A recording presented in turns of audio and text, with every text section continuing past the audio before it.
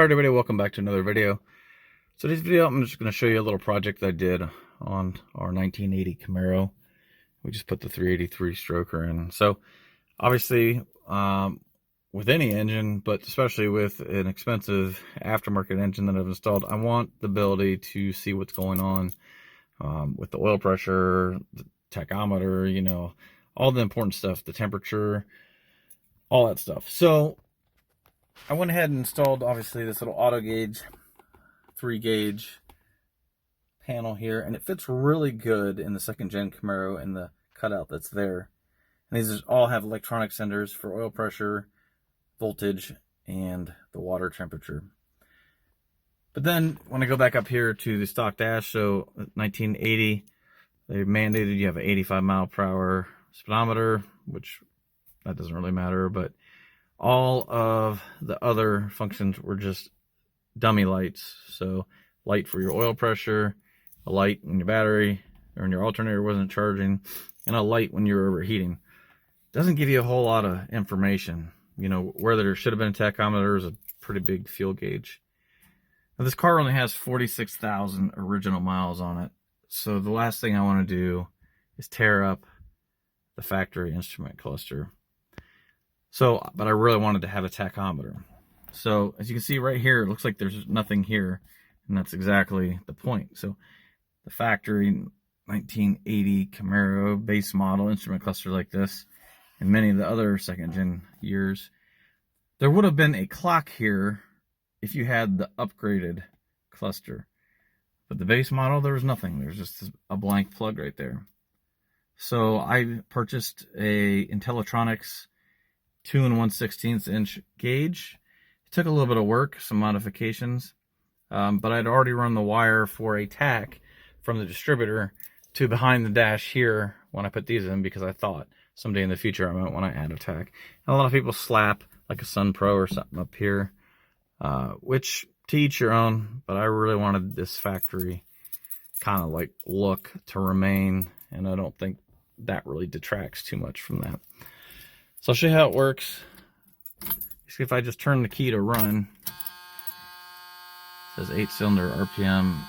It defaults to this programming mode until you start the car. But it's actually a pretty neat digital tack. There's a lot of cheap ones out there you may find on Amazon.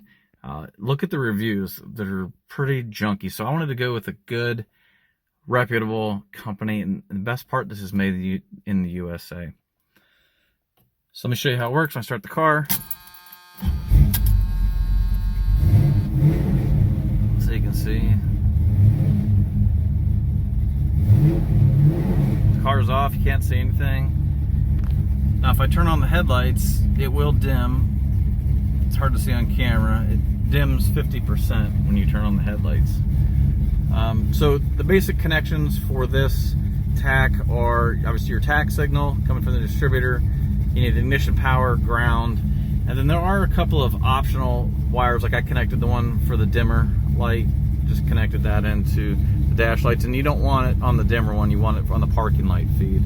And then also there are a couple of window switches, and you can set an RPM window switch. So let's say you wanted to have this tack control a RPM limiter on the car, or you want the tack to control like a launch control or something.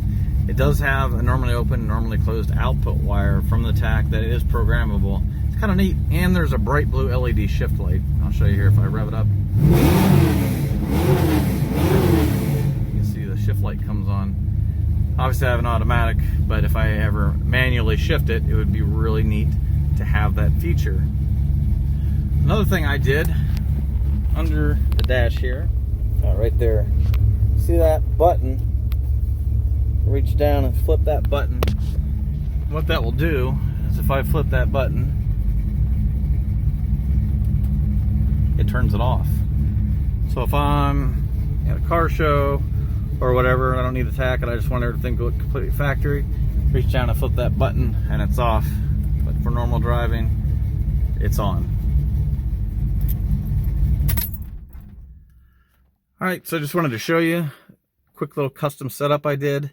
I was able to just, you know, with some creative cutting. Didn't have to cut this, just pulled this off. Pulled just the plastic part of the instrument cluster off. Cut the hole a little bit bigger to fit the gauge. Mounted it, and then put the wiring out the back. It was relatively easy, but it is custom. There are a couple buttons that I had to retain access to in case I want to program it. I think it turned out good. Let me know what you think in the comments. There'll be the link in the description to where you can buy the tack.